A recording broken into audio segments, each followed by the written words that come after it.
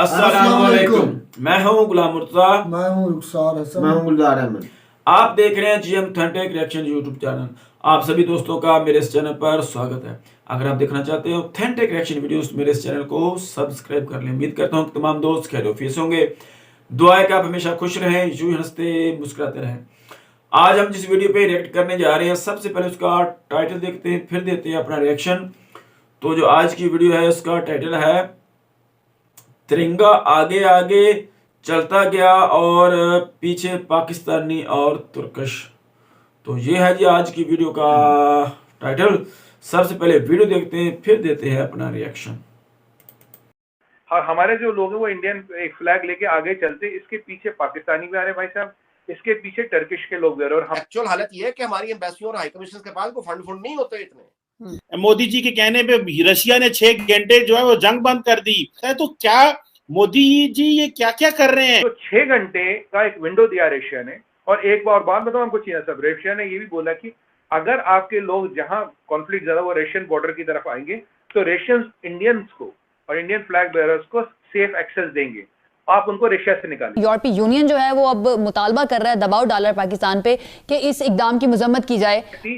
जो Hercules globe master जो सबसे बड़ा जहाज है उसको भी डिप्लॉय कर लिया। Commercial air India, spice jet और इंडियन एयरफोर्स तीनों सॉर्टी कर रहे हैं। अगर पाकिस्तान इस मुतालबे को नहीं मानता है तो फिर इसके क्या असरात होंगे पाकिस्तान पर? सोवियत यूनियन इसमें बुनियादी तौर पर दरार डालने के अंदर अहम किरदार पाकिस्तान का था। ये बेटा ऐसा बैंड बजाएगा कि सबको सुनाई देगा। इसको नहीं भूला, तुमने इसके मुल्क को तोड़ा।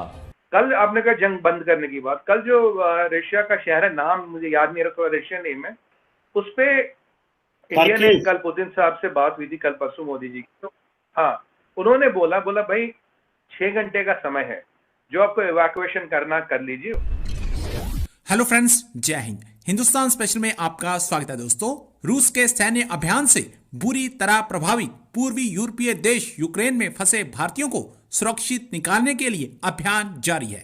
इसी बीच प्राइम मिनिस्टर श्री नरेंद्र मोदी ने बुधवार को रूस के राष्ट्रपति व्लादिमीर पुतिन से एक बार फिर बात की और यूक्रेन से भारतीयों को सुरक्षित निकालने पर चर्चा की। प्रधानमंत्री कार्यालय की ओर से जारी एक बयान में कहा गया है कि प्राइम मिनिस्टर मोदी ने रूसी राष्ट्रपति पुतिन से फोन पर बात की और प्राइम मिनिस्टर ने यूक्रेन में फंसे भारतीयों की चिंता के बारे में पुतिन को अवगत करवाया, खासकर खार्किव जहां बड़ी संख्या में भारतीय छात्र फंसे हुए हैं। उन्होंने युद्धग्रस्त क्षेत्र से भारतीय नागरिकों की सुरक्षित निकासी पर चर्चा की। प्राइम मिनिस्टर ने पुतिन से पिछले 6 दिनों में 2 बार बात की। दूसरी तरफ अब भारतीय वायु सेना भी बहुत तेजी से ऑपरेशन गंगा मिशन पर जुट गई है।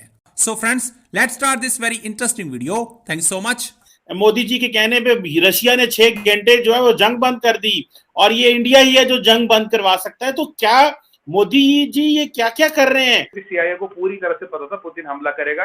अगर आप पुतिन की प्रेस कॉन्फ्रेंस देखिए, वो 5 को क्लियर कर चुका, अगर ये नेटो वाला मसला हल लेके नहीं होगा मैं हमला करूंगा। तो इवैक्यूएशन हुआ नहीं। पर जब अब ये लड़ाई हकीकत में बदल गई, 3 दिन में 26 फ्लाइटें हमने ला रहे हैं। 3 दिन में, आज सुबह से 5 आ गई, मैं नेशनल मीडिया पे था, 5 आ गई, 26 फ्लाइट आएगी 3 दिन में। C-30 जो हरक्यूलिस ग्लोब मास्टर जो सबसे बड़ा जहाज है उसको भी डिप्लॉय कर लिया। Commercial air India, spice jet और इंडियन एयरफोर्स तीनों सॉर्टी कर रहे हैं। और हमारे 4 मिनिस्टर ऑलरेडी जो नेबरिंग कंट्रीज है, 4 कैबिनेट मिनिस्टर वहां है और इवैक्यूएशन को देख रहे हैं। तो हमारा ये कहना और हमारी एश्योरिटी, जब तक हम लास्ट बंदे को नहीं निकालेंगे सबको निकालेंगे। और इसमें एक चीज बोल दूं आपको, हमारे जो लोग हैं वो इंडियन एक फ्लैग लेके आगे चलते, इसके पीछे पाकिस्तानी भी आ रहे भाई साहब, इसके पीछे टर्किश के लोग भी आ रहे। और हमने बोला जो नेबरिंग कंट्रीज का कोई फंसा है, लास्ट टाइम भी हमने इवैक्यूएट किया था, कोई फंसा था, हम उसको भी इवैक्यूएट करने को तैयार है। हमें कोई आपत्ति नहीं, कर रहे हैं, इवैक्यूएट कर रहे हैं जो भी हमारे साथ आना चाहे। लास्ट टाइम भी जो 2-3 ऑपरेशन हुए, हमने पाकिस्तानियों को, नेबरिंग बांग्लादेश का कोई, श्रीलंका का कहीं का फंसा, उसको भी हमने इवैक्यूएट किया। देखिए, ये ह्यूमैनिटेरियन इशू है, इसमें पॉलिटिक्स घुसाने की भी जरूरत नहीं है। Humanitarian issue, evacuation is a humanitarian issue and we will not stop till the time we don't evacuate even the last person. ये हमारा रिजॉल्व है। कल आपने कहा जंग बंद करने की बात, कल जो रशिया का शहर है, नाम मुझे याद नहीं रहा, रशियन नेम है, उस पे इंडिया ने कल पुतिन साहब से बात हुई थी, कल परसों मोदी जी की। तो हाँ, उन्होंने बोला भाई 6 घंटे का समय है, जो आपको इवैक्यूएशन करना कर लीजिए। हो सकता है रशिया को कोई मिलिट्री असॉल्ट की वो हो, क्योंकि एक बच्चा हमारा ऑलरेडी मारा गया और एक बेचारा तो इलनेस में मारा गया, 2 कैजुअलिटीज हुई है हमारी भी। तो उन्होंने कहा भाई 6 घंटे का टाइम आप इवैक्यूएट कर लीजिए। तो मोदी जी के कहने पे उन्होंने, इंडियन एम्बेसी ने कल एक एडवाइजरी निकाली, you leave this Kargil immediately, कि अगर उन्होंने बोला भाई रेल मिलती है यहाँ जाओ, ट्रेन मिलती है यहाँ जाओ, पैदल अगर कुछ नहीं मिल रहा तो पैदल ये 12 किलोमीटर दूर है, 13 किलोमीटर दूर शहर है, आप यहाँ जाओ। तो 6 घंटे का एक विंडो दिया रशिया ने।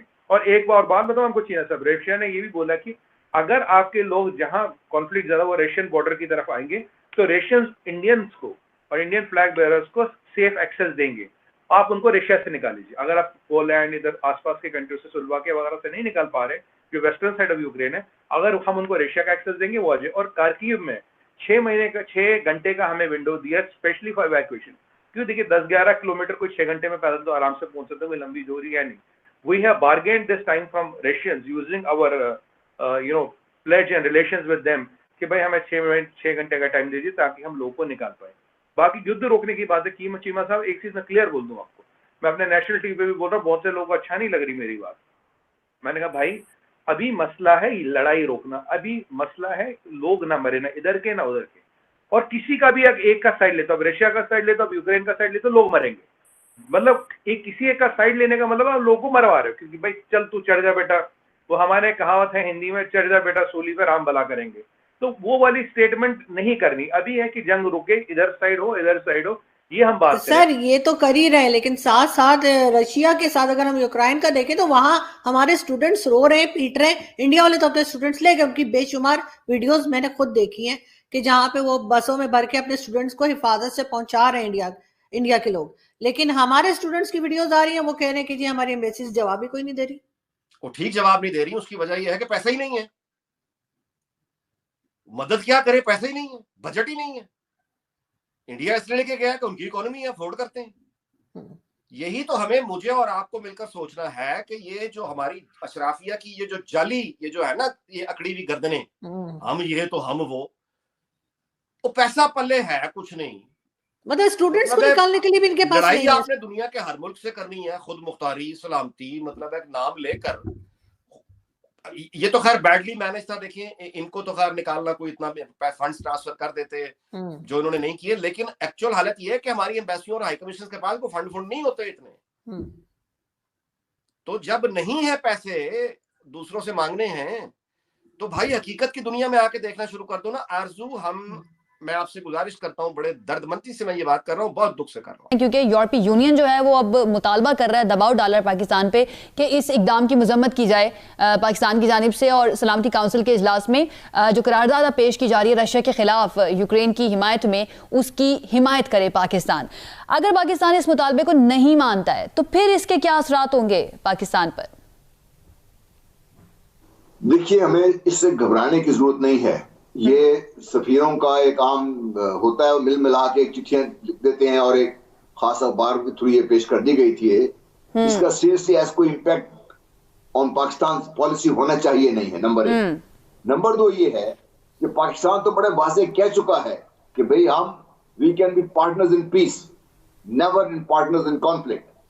और ये कॉन्फ्लिक्ट को हवा देने में मगरबी दुनिया का बहुत रोल है। लेकिन पाकिस्तान के भी ताल्लुकात हैं यूरोपीय यूनियन के साथ भी, GSP प्लस स्टेटस दे रखा है यूरोपीय यूनियन ने पाकिस्तान को। डेफिनेटली इससे जो ट्रेड होती है टेक्सटाइल के खास तौर पर, उस पर तो असर पड़ेगा इन सारे मामलात का, क्योंकि अल्टीमेटली अगर बात नहीं मानी जाती है या फिर अपने मुतालबात पहले सामने रखे जाते हैं तो फिर उसके असरात तो हमें ताल्लुकात में नजर आते हैं और फिर असर जो है वो पाकिस्तानी मईशत पर पड़ना शुरू हो जाता है।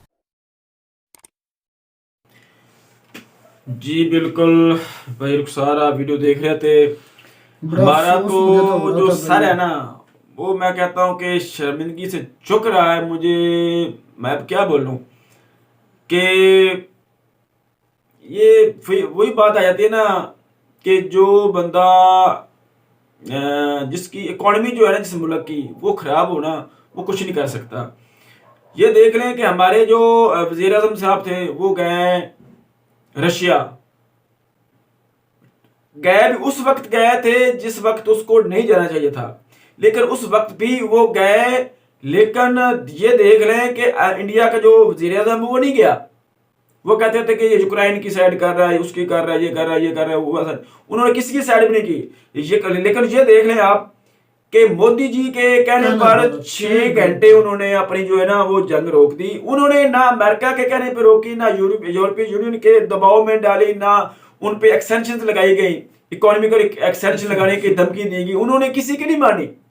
और मोदी जी के कहने पे उन्होंने एक फोन किया, उन्होंने 6 घंटे अपनी जो इतनी इंपॉर्टेंट जंग है वो रोक दी। यार वैसे तो रोक कर उन्होंने कहा कि आप अपने जो आपके लोग हैं, आपके स्टूडेंट्स हैं, उनको आप इवैक्यूएट करें, उसको आप अपने मुल्क वापस ले जाएं, बल्कि आप उसको रशिया में ले आए, हम रशिया से उनको आपके मुल्क में भेज देंगे। मुर्सा भाई ये भी वजह है ना कि 2 स्टूडेंट की डेथ हुई, ये भी प्रेशर होगा ना रशिया पर, उसकी वजह से अनफॉर्चुनेटली तो 1-2 हो जाते हैं ऐसे जंग जब होती है ना, तो कितने वो वहां पर रशियन कितने वहां पर शहीद हो रहे हैं। जब मुझे वो इंडिया के जो एंकर थे उनकी एक बहुत बात पसंद आई बहुत ज्यादा, क्योंकि कि ये हम इस चीज को कुछ भी नहीं समझे कि वो पाकिस्तानी है या बांग्लादेशी है, ये ह्यूमैनिटेरियन है, मतलब है कि वो एक हम इंसानियत की खातिर वो निकाले फोन को।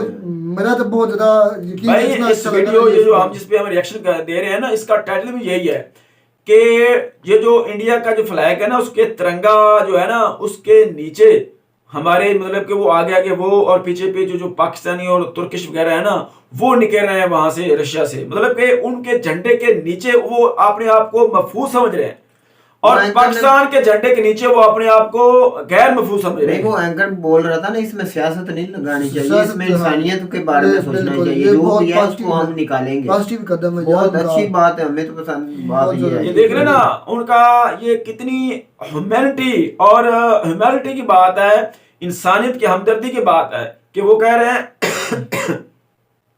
कि हम जो चाहे हमारे साथ आ जाए, चाहे वो तुर्किश का कोई बंदा हो, चाहे वो पाकिस्तान का बंदा हो, हम उनको इवैक्यूएट करेंगे। Very well done. असल में भाई मुझसे ये भी मसला ना, वो हमारे अंकल साहब कह रहे थे कि हमारे जो शुरफा बड़े लोग सियासतदान है, हकीकत यही है कि उनके गर्दनें अकड़ी हुई हैं। हाँ। उनको बस यही नजर आता है कि के साथ जंग लगानी है, मुझसे बड़ा ही कोई नहीं है, मैं ही बस इस दुनिया में आया हूँ, इस मेरे से सिवा और कोई पैदा हुआ ही नहीं है। और यही जब भी इंसान में गुरूर आता है तब से उसकी सर नीचा हो जाता है। शर्म से सर झुक रहा है, तो वो बोल रहा था कि हमारे पास उधर पैसे ही नहीं है लड़के। हाँ, ये भी भाई हमारा जो पैसा है ना, हमारा जो पैसा है वो तो लग जाता है 75% डिफेंस पर, और दूसरा जो है वो करप्शन के नजर हो जाता है। तो हमारी जो इकोनॉमी है वो तो है, मैं कहता हूँ कि डाउन द वर्ल्ड वो तरक्की कर रही है, ऊपर को तरक्की नहीं कर रही, वो डाउन द वर्ल्ड तरक्की कर रही है। तो जो इंडिया है वो तो 3.1 ट्रिलियन की वो उनकी इकोनॉमी हो गई है, वो जितना चाहे वो अपने वहां पर खर्च कर सकते हैं, और अपनी इसलिए तो वो अपनी जो स्टूडेंट्स हैं उनको इजिली वो इवैक्यूएट कर रहे हैं, वहां से निकाल रहे हैं। और हमारे जो वहां पर स्टूडेंट्स हैं वो इंडिया के फ्लैग के नीचे जो है वो आ रहे हैं। और हमारी ये गवर्नमेंट को सोचना चाहिए कि हमारी ये नौबत क्यों आई है। वो बिल्कुल ठीक कहते हैं इंडिया वाले कि भाई सबसे पहले आप, मैं पिछली दफा वो देख रहा था लोक सभा की वीडियो, वो कह रहे थे कि आप मेरे ख्याल में मेजर साहब की थी, वो कह रहे थे कि आप 20 साल आप जंग वगैरह को भूल जाएं और अपनी स्टडी और अपनी इकोनॉमी पर जोर दें। अगर आज हमारी इकोनॉमी स्ट्रांग होती तो रशिया पर हमारा कुछ ना कुछ असर हाथ होते।